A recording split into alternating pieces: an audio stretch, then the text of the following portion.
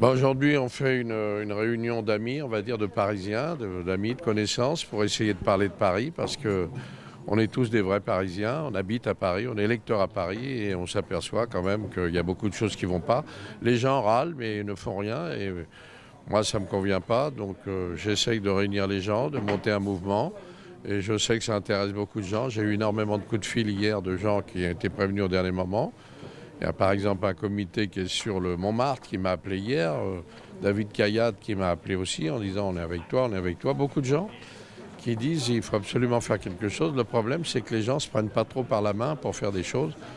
Donc comme j'ai un peu de temps en ce moment vis-à-vis du futur chômage qu'on me propose, je vais m'en occuper un peu. C'est-à-dire qu'on a 2 ans devant nous pour essayer de peser sur les futures élections municipales. Moi, je ne veux pas faire une carrière de politique à mon âge, mais j'essaye de promouvoir des gens qui vont peut-être faire de la politique, pourquoi pas. Bon, ce n'est pas l'initiative aujourd'hui. Aujourd'hui, l'initiative, c'est de regrouper des gens, des Parisiens, de faire des constats de ce qui va, de ce qui ne va pas. C'est surtout de ce qui ne va pas. Et puis de voir comment on va pouvoir faire changer les choses et peser sur les futures élections qui doivent être, je crois, en mars 2020. On a 2 ans devant nous, donc on a le temps. Donc petit à petit, l'oiseau fait son nid. Le mouvement est nommé, il s'appelle Paris Libéré. Et je crois que c'est pas mal comme situation. Et puis on va essayer de libérer Paris, tout simplement. L'idée, c'est d'être le premier opposant à Hidalgo? Non, pas le premier opposant. C'est pas un opposant à Hidalgo. C'est un opposant à toute cette clique qui gouverne la ville. Il n'y a pas seulement Hidalgo. Hidalgo, elle a beaucoup de gens autour d'elle. Et je pense qu'elle ne gouverne pas grand-chose. Elle se fait voir, elle fait la patronne, mais ce n'est pas une patronne. C'est ce que j'ai vu. Bon, voilà. C'est la clique qu'il y a autour qu'il faut essayer de dégager. Il y a énormément d'affairistes là, autour de ça, sous des histoires socialo-affairistes. Donc ils sont pas mal, mais dit qu'il faut faire découvrir ça. Moi j'ai fait faire des petites enquêtes, j'ai découvert des choses. Petit à petit on les annoncera, mais chaque fin de mois on fera une réunion et j'espère que petit à petit notre mouvement va grossir et on va obligatoirement on va peser sur les élections pour 2020. C'est un mouvement citoyen qui fera peut-être politique après, mais c'est pas l'heure pour faire de la politique. Pour l'instant c'est un regroupement de gens, de Parisiens, qui vont parler, qui vont établir des programmes pour essayer de peser, je vous dis, ou faire basculer le mouvement politique de Paris.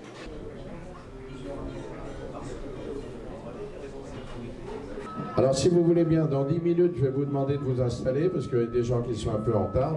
Mais regardez en attendant, regardez ce petit clip qu'on verra tout à l'heure. Siva, tu le remets au départ, s'il te plaît.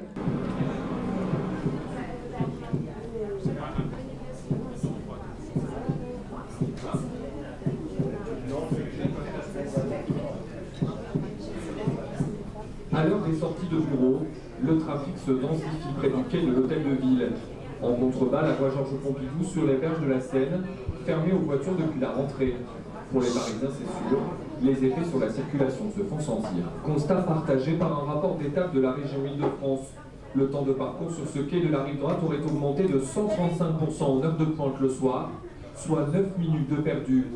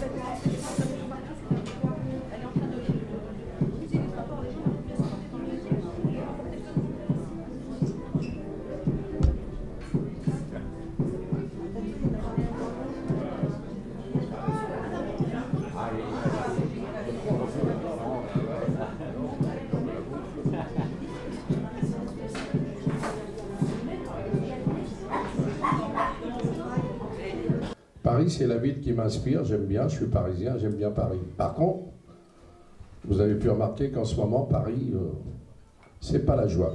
Dans tous les endroits que vous pouvez aller, vous voyez des mendiants, des travaux, c'est totalement incohérent. Je ne sais pas de la manière dont ils s'organisent pour faire tout ça. Il y a très peu de quartiers où il n'y a pas de travaux. Et quand vous regardez bien ces travaux, regardez-les ces travaux. Ce sont des travaux qui sont en suspens. Vous voyez personne dedans. Il y a des barrières, mais il n'y a personne dedans. Donc c'est des travaux perpétuels. Donc ces gens qui sont à l'hôtel de ville, qui ont droit à des billets de mort sur vous, ils ne savent même pas qu'il y a des rats, ils ne savent pas que ça existe. Ils s'en foutent totalement parce que eux, ces gens-là, ils ont leur feuille de paye à la fin de l'année, à la fin du mois, et tout va bien.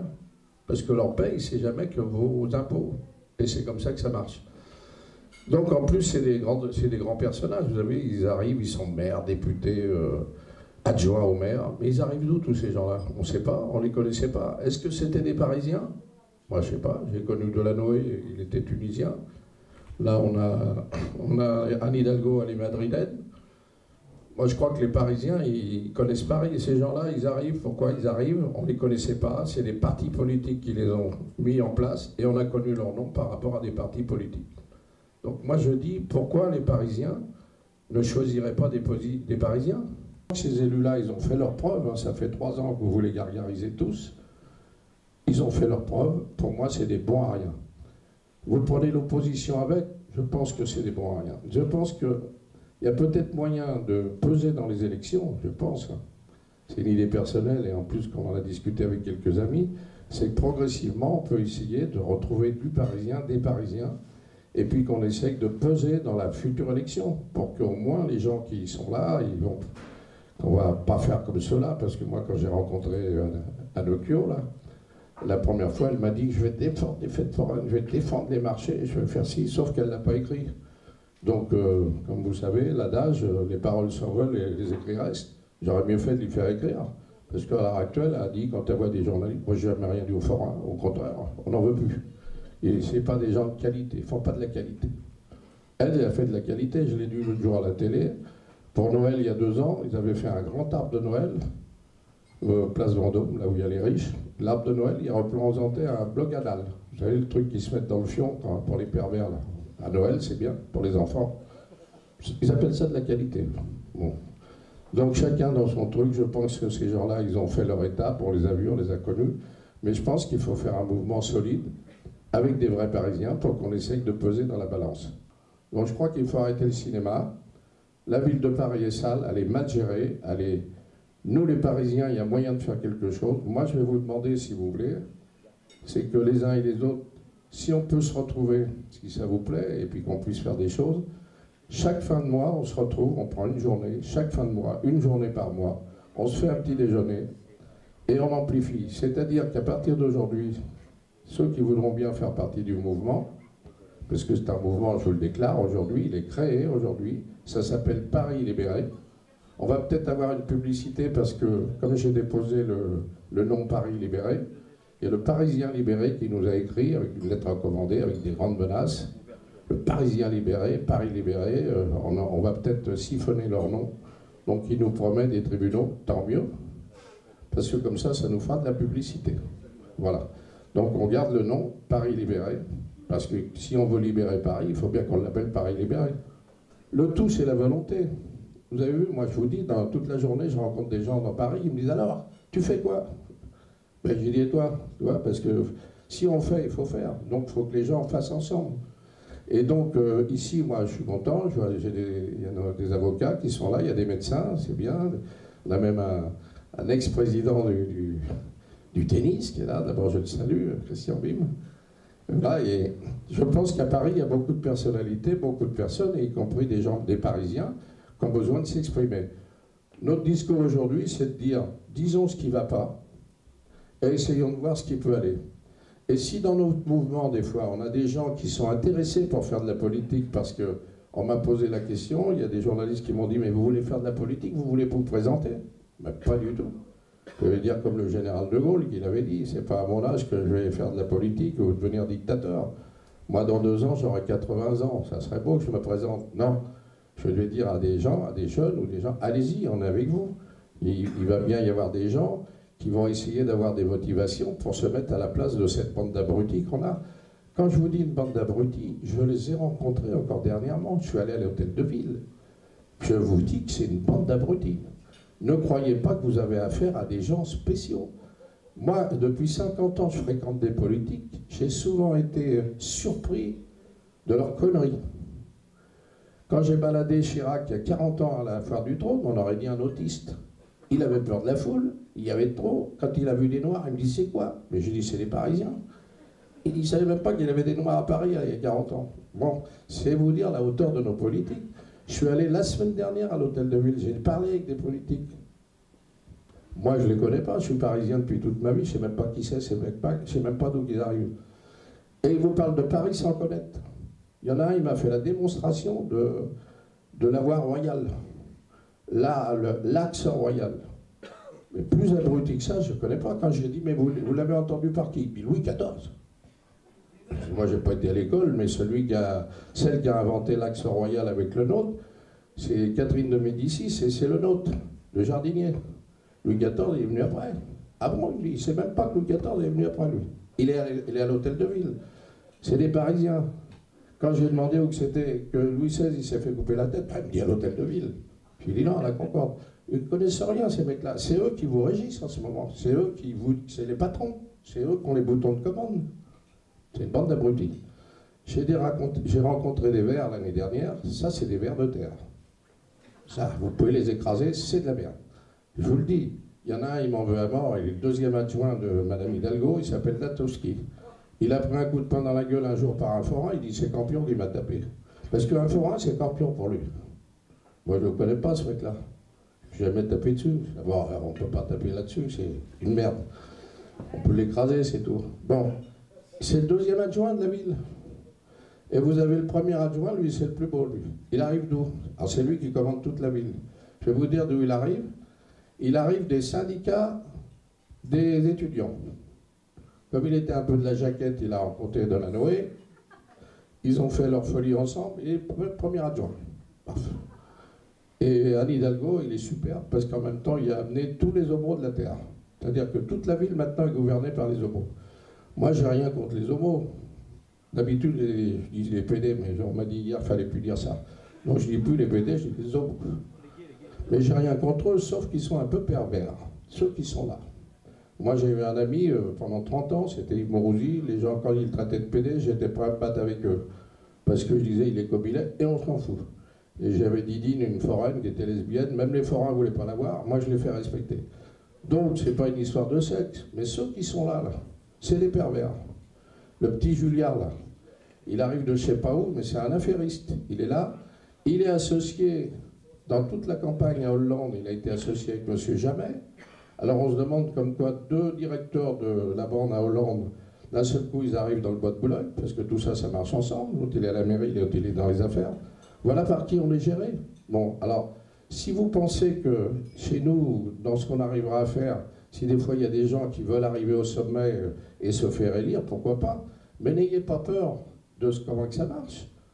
Quand vous voyez des abrutis comme ça, c'est facile. Hein. Parce qu'une mairie, je vais vous dire comment que ça se gère. Il y a longtemps que j'ai vu ça.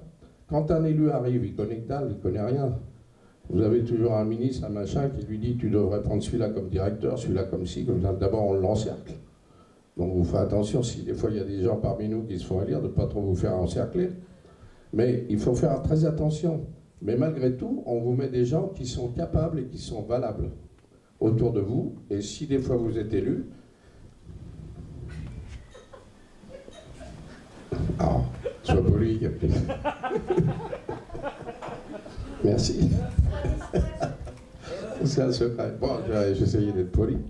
Je ne pensais pas être mal poli. Bon, bref. Non, je pensais être humain et puis raconter ce qu'on sait entre nous. Hein. Bon, bref, c'est vrai, on va arrêter de parler des homos. Je parle de ceux qui sont à la mairie. Franchement, ils ont fait un petit clan. Ils sont très mauvais. C'est des gens qui sont là pour faire des affaires. Et pendant ce temps-là, bon, ils vous disent aux Parisiens, attention, là, c'est interdit. Vous n'avez pas le droit de rentrer, pas le droit de rouler. Pendant ce temps-là, ils vous amusent la galerie, là, avec des histoires. Ils viennent vous raconter n'importe quoi. Regardez les nouveaux visages qui n'arrêtent pas. À la mairie de Paris, là, depuis quelque temps, je ne sais pas, il y a une trentaine d'élus qui sont partis, qui sont revenus. Regardez les têtes à chaque fois, c'est toujours des nouveaux. Il doit se passer quelque chose entre eux, il y a quelque chose qui ne va pas.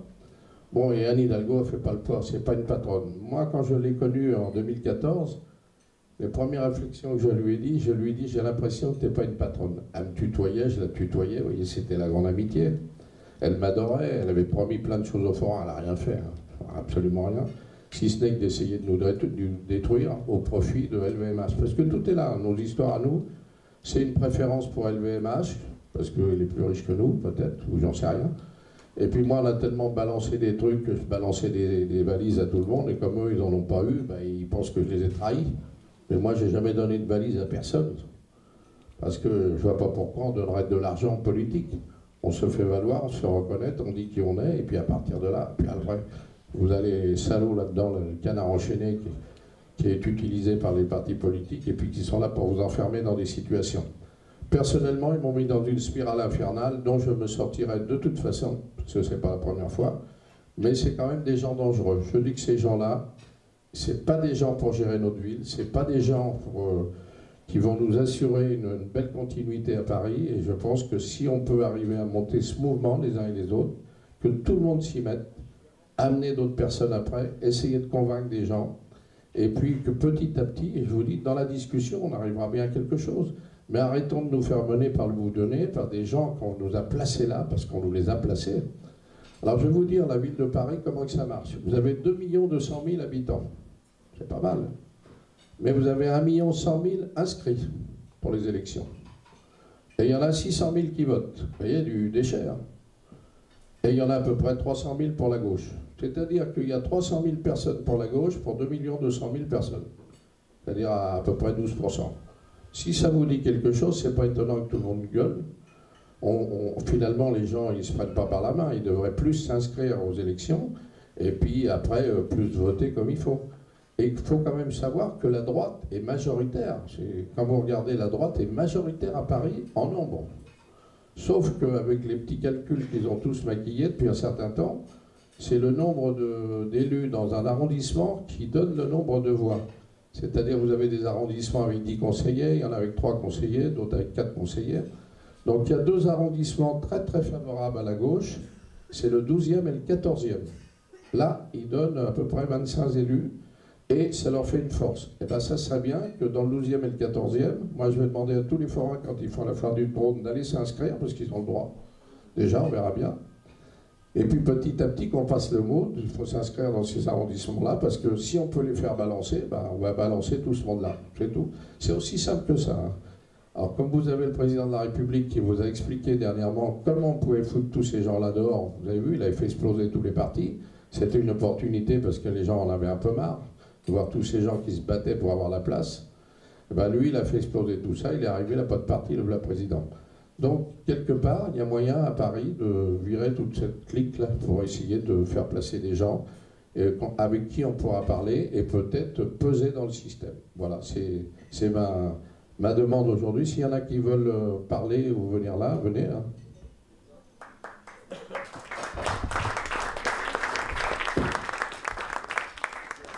Agressé, il y en a un qui voulait me donner un coup de tête. Bon, on va essayer. Je vais me défendre un peu. Et l'objectif principal de Marcel Campion, c'est de faire que les Parisiens qui ne sont pas contents puissent s'exprimer et qu'ils s'expriment. Ça s'appelle la démocratie.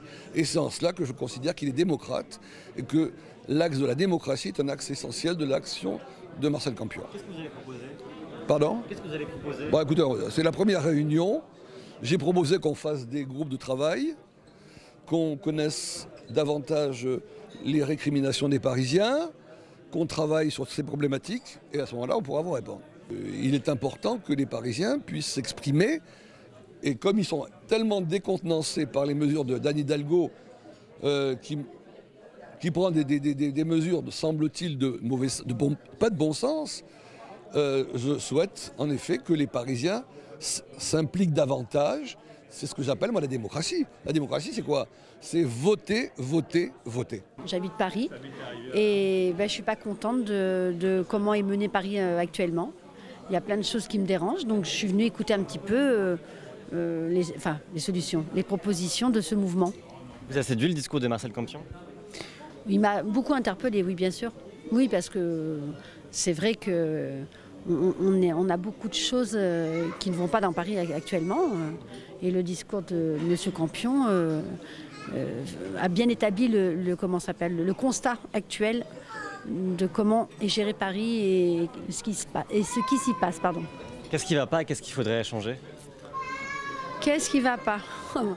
Alors non, il y a beaucoup de choses qui ne vont pas. Après, ce qu'il faudrait changer, il faut se concerter entre Parisiens pour savoir ce que veulent les uns les autres. Là, c'est une politique unilatérale, donc ça ne va pas. Donc je pense qu'il faut changer, c'est la concertation des Parisiens, qui veut quoi justement, et pouvoir essayer de laisser parler un peu les gens qui habitent Paris, qui travaillent à Paris, qui circulent à Paris. Voilà, c'est ça qui doit changer. C'est que Paris doit rester un lieu d'accueil pour les gens, ok, mais qui doit rester un lieu de vie correct pour les Parisiens et pour les gens qui y travaillent. Qu'est-ce qu'il apporte, Marcel Campion, que les politiques actuelles n'apportent pas? Ce qu'il apporte, j'en sais rien, mais le mouvement, j'espère qu'il va apporter quelque chose, puisqu'il apporte juste déjà une réflexion, le fait de pouvoir se réunir entre citoyens et de pouvoir réfléchir justement aux solutions à apporter à ce qui ne va pas actuellement. Voilà, déjà de pouvoir avoir un mouvement où on peut se réunir et pouvoir émettre des idées justement pour changer ce qui ne va pas, c'est déjà bien. Ce n'est pas les affaires foraines qui sont en jeu, ça n'a absolument rien à voir avec le monde forain ni ce qui se passe avec moi. C'est simplement pour expliquer, traduire un peu ce que j'entends tous les jours. C'est-à-dire qu'il y a beaucoup de Parisiens qui m'expliquent leurs histoires. Eh ben, on va essayer de les rassembler pour que leurs histoires deviennent, qu'on ait des solutions, qu'on trouve les solutions ensemble, tout simplement.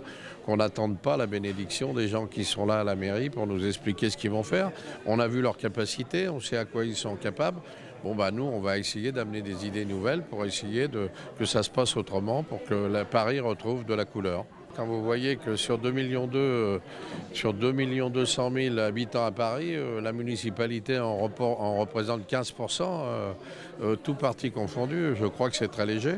Oui, mais il faut essayer de faire comprendre déjà à la population qu'il faut qu'ils votent. Ceux qui ne sont pas inscrits vont s'inscrire, et ceux qui sont inscrits, il faut qu'ils votent. Et après, ils auront des vrais représentants. Et s'ils ne s'y retrouvent pas, là, tant pis.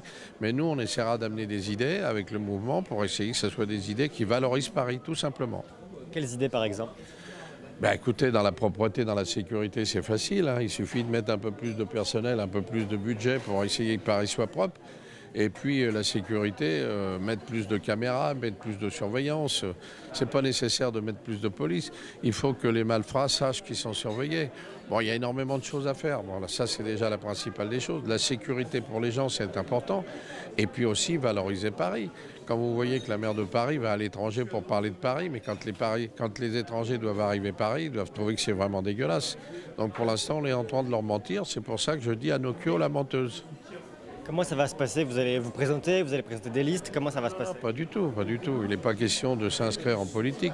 Pour l'instant, c'est un mouvement associatif solidaire de Parisiens qui vont essayer d'expliquer des nouvelles idées et en même temps, surtout d'exposer qu'il faut que les gens votent déjà beaucoup plus de démocratie. Et après, on verra. Et s'il y a des gens dans le mouvement qui éventuellement veulent se caser pour être élus, eh ben, ils verront, et on les soutiendra s'ils ont les mêmes idées que nous, c'est tout. Vous êtes en dehors de tout parti politique, mais vous excluez pas d'en soutenir un en 2020? Non, on ne sera pas un parti politique, pas du tout. C'est un mouvement pour peser sur les élections, mais qui ne sera pas un parti, mais auquel peut-être se dégagera des personnalités, peut-être. Qu'est-ce que vous souhaitez pour 2020?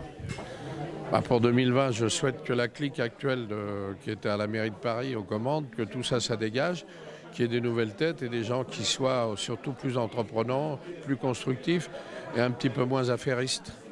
Oui, aujourd'hui, il y a quelques jours, c'est très récent,